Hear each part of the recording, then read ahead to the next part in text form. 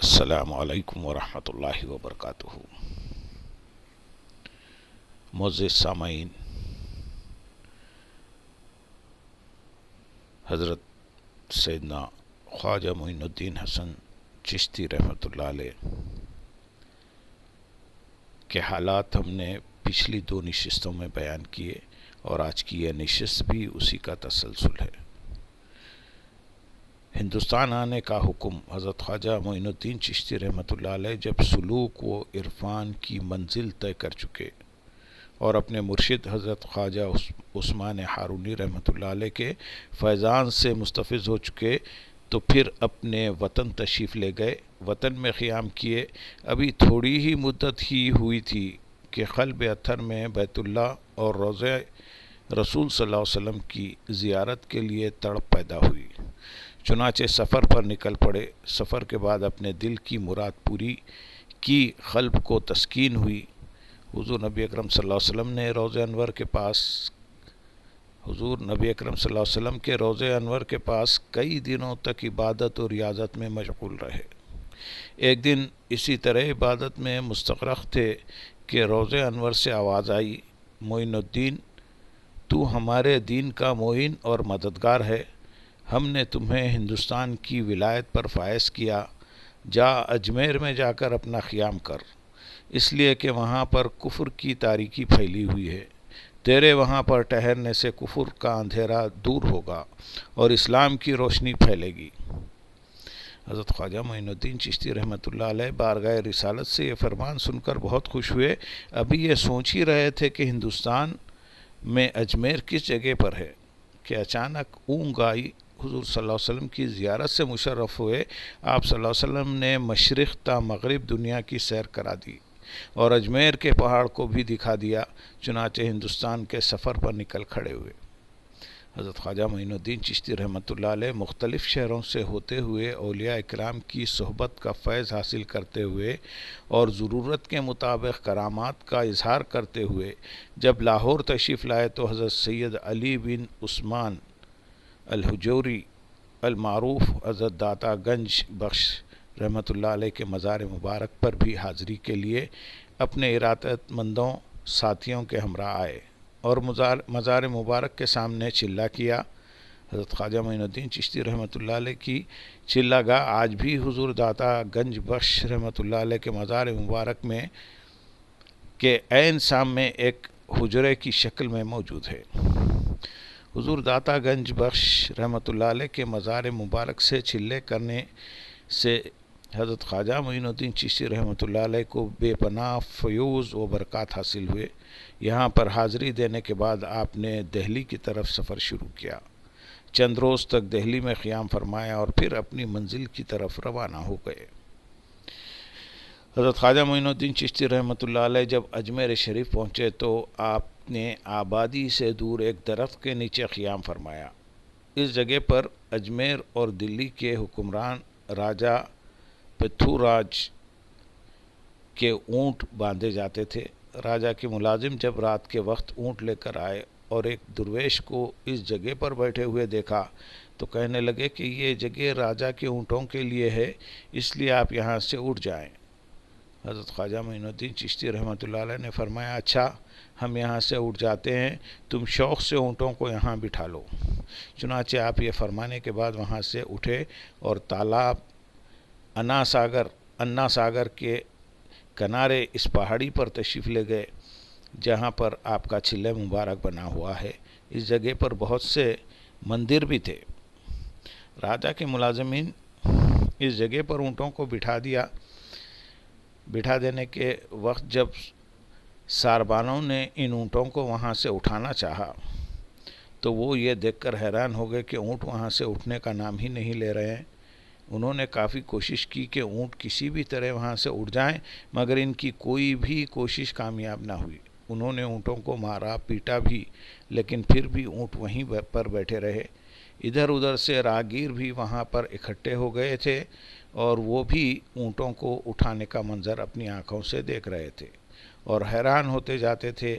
ان ساربانوں میں سے کسی نے جا کر راجہ سے یہ بات کہہ دی۔ سن کر راجہ بھی حیران ہوا اور کچھ دیر سوچنے کے بعد کہنے لگا کہ اب اس کا ایک ہی حل ہے کہ تم لوگ اس درویش کی خدمت میں حاضر ہو کر ان کے قدموں پر گر کر معافی مانگو، ان کے سامنے عاجزی کا اظہار کرو۔ ساربان اس کے حکم کی تعمیل میں آپ کی خدمت میں حاضر ہوئے اور آپ کے قدموں پر گر کر معافی کے خواستگار ہوئے۔ آپ نے ان کی طرف دیکھا اور ارشاد فرمایا، جاؤ تمہارے اونٹ کھڑے ہو گئے۔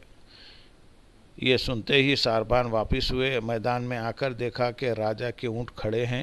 اس بات کی خبر پرتھوی راج کو پہنچائی گئی تو وہ مزید حیران ہو گیا۔ اس کے بعد حضرت خواجہ معین الدین چشتی رحمۃ اللہ علیہ کی شہرت ہر طرف پھیل گئی۔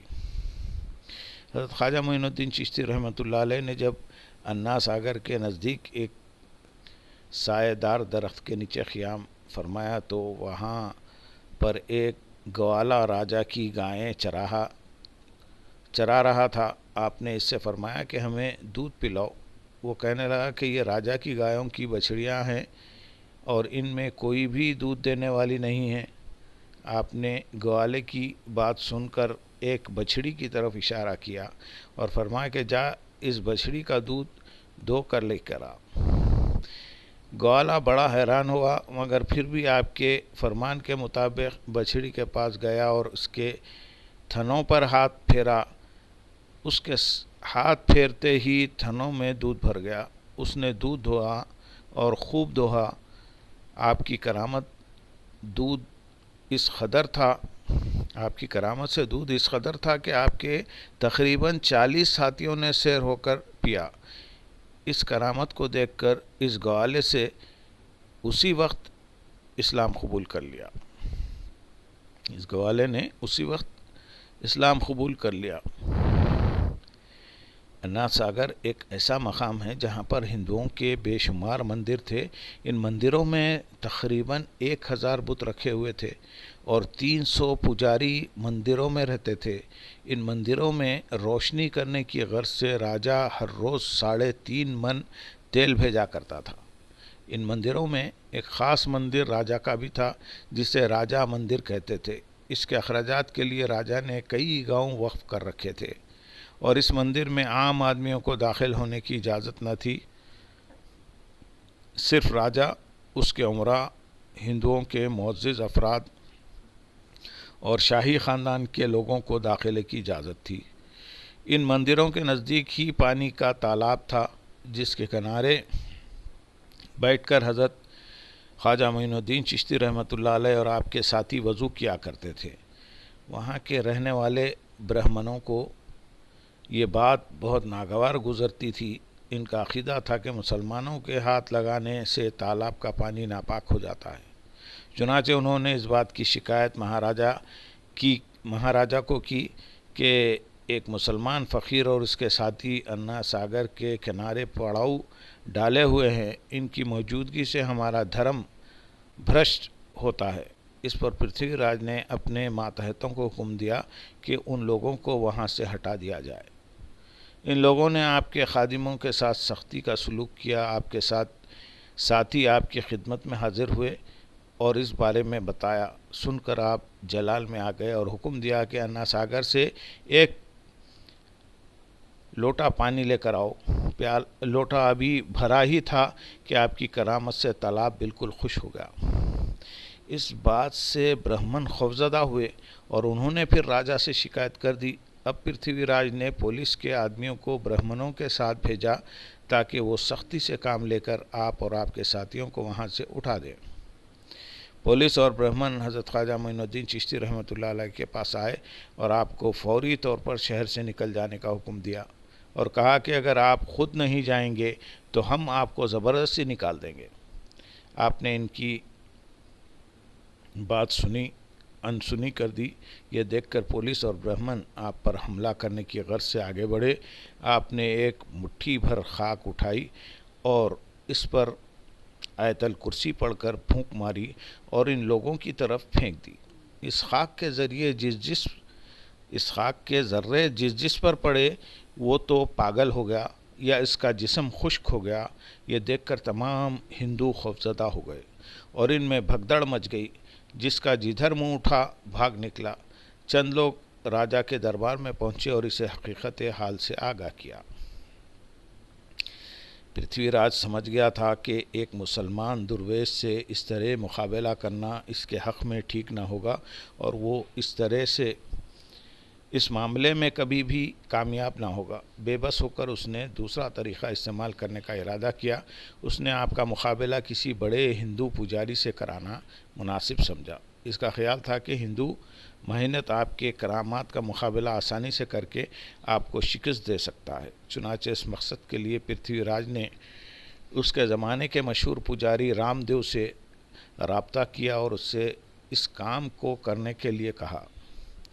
رام دیو جو کہ ہندوؤں کا بہت بڑا پجاری تھا اور جادوگری کے اسرار و رموز بھی جانتا تھا،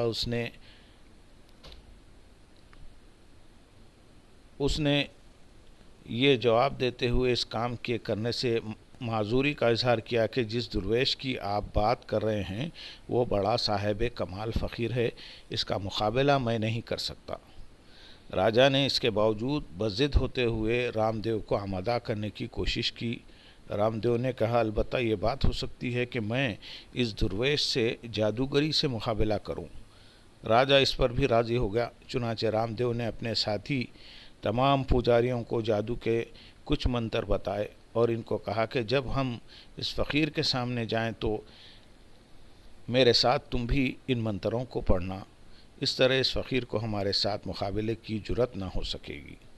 اس کے بعد رام دیو اپنے ساتھیوں کے ہمراہ انا ساگر کی طرف روانہ ہوا۔ حضرت خواجہ معین الدین چشتی رحمۃ اللہ علیہ کی قیامگاہ کے نزدیک پہنچ کر اس نے اور اس کے ساتھیوں نے منتر پڑھنے شروع کر دیے۔ اس بات کی اطلاع آپ کے ایک خادم نے آپ کو دی۔ آپ نے فرمایا، ان کا جادو اثر نہ کرے گا، یہ دیو سیدھے راستے پر آ جائے گا۔ یہ فرمانے کے بعد آپ نماز پڑھنے میں مشغول ہو گئے۔ تھوڑی ہی دیر کے بعد رام دیو اپنے پنڈت ساتھیوں کے ہمراہ بڑے متکبرانہ انداز میں منتر پڑھتے ہوئے حضرت خواجہ معین الدین چشتی رحمۃ اللہ علیہ کے نزدیک آ گیا۔ آپ نے نماز مکمل کر لی تھی۔ سلام پھیرنے کے بعد آپ نے جیسے ہی ان پر ایک نگاہ ڈالی، وہ تمام اپنی اپنی جگہ ٹھہر گئے، ان کی زبانیں بند ہو گئی۔ رام دیو پر پڑنے والی ایک ہی نگاہ سے اس کے دل کی دنیا بدل گئی۔ نگاہ مرد مومن سے بدل جاتی ہیں تقدیریں۔ وہ حضرت خواجہ معین الدین چشتی رحمۃ اللہ علیہ کے سامنے کھڑا تھر تھر کانپ رہا تھا۔ اس کی زبان سے رام رام کی بجائے رحیم رحیم نکل رہا تھا۔ وہ اپنی زبان سے رام رام کہنا چاہ رہا تھا، مگر اس کی زبان اس کا ساتھ نہیں دے رہی تھی۔ اس کے ساتھی ہندوؤں نے جب اس کو رام رام کی بجائے رحیم رحیم کہتے ہوئے سنا تو اس کو ہوش میں لانے کے لیے اسے نصیحت کرنے لگے، مگر رام دیو کے دل میں انقلاب برپا ہو چکا تھا۔ اس کی کیفیت دیوانوں جیسی ہو گئی۔ اس نے پجاریوں پر حملہ کر دیا۔ اس کے ہاتھ میں لکڑی، ڈنڈا یا پتھر جو کچھ بھی لگا اس نے ان کے سر پر مارنے لگا اور سر پھاڑ دیے۔ پجاریوں نے وہاں سے راہ فرار اختیار کی۔ اس کی حالت دیکھ کر حضرت خواجہ معین الدین چشتی رحمۃ اللہ علیہ نے ایک خادم کو پانی سے بھرا ہوا پیالہ دیا کہ رام دیو کو دے۔ رام دیو نے وہ سارا پانی پی لیا۔ پانی پیتے ہی اس کی حالت ٹھیک ہو گئی۔ وہ اسی لمحے آپ کے قدموں میں گر گیا اور آپ کے حضور کفر سے توبہ کر کے اسلام قبول کر لیا۔ آپ اس سے بہت خوش ہوئے۔ اس کا نام رام دیو سے تبدیل کر کے آپ نے شادی دیو رکھ دیا۔ سامعین، آج کی نشست کو ہم یہیں اختتام کو پہنچاتے ہیں۔ انشاءاللہ اس کا تسلسل آئندہ کی نشست میں ہوگا۔ وآخر دعوانا الحمدللہ رب العالمین۔ السلام علیکم ورحمۃ اللہ وبرکاتہ۔